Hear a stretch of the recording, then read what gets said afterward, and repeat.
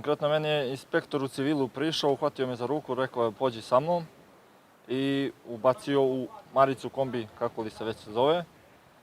Tu je bio specijalni policajac ili specijalac. On je meni ruke vezao iza leđa sa onim plastičnim improvizovanim lisicama.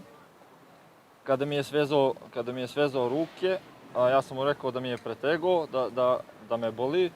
On je rekao dođe da vidim to, onda je stegao koliko imao snage i pitao me je li dobro. Ok, ja sam znao šta slijedi i prećutao sam. Onda je druga stvar, psihički je to maltretiranje bilo, vi ste ovakvi, vi ste onakvi, vi ono, vi ovo, da ne nabrajam sad. I šta je najteža stvar koju je uradio, razgovarao je sa nekim telefonom i pokazivao na mene. I dok su mene logično bile ruke vezane sa leđa, ja sam sjedio, udario me otvorenom šakom, prvo u desnu stranu, pa u lijevu, pa u desnu. I još se nasmijao, da dođeš opet na Kosovo, rekao sam da dođem. Pominje, hoćeš da pjevaš, da ne pjevaš, dobro, to sam prećutao dalje da ne bi opet bilo torture.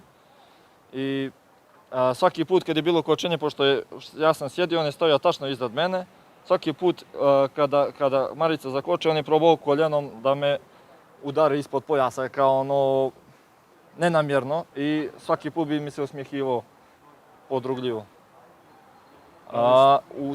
U toj Marici je bilo još 4 ljudi sa mnom, 2 mlađih, rekao bih, a njih su sve maltretirali, mislim da su sve šamarali.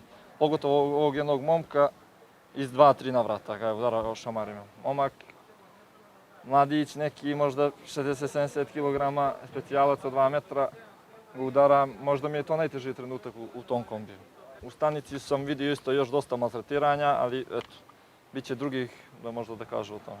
Ima momak koji je zapisao to, on se vratio po sestru koja mu je bila privedena, oni nisu mu dozvolili prvo da dođe i onda, kako je on bio uporan, i njega su priveli. Taj momak, brat i sestra su, nisam zapamtio ime, ali on je upisao više brojeva.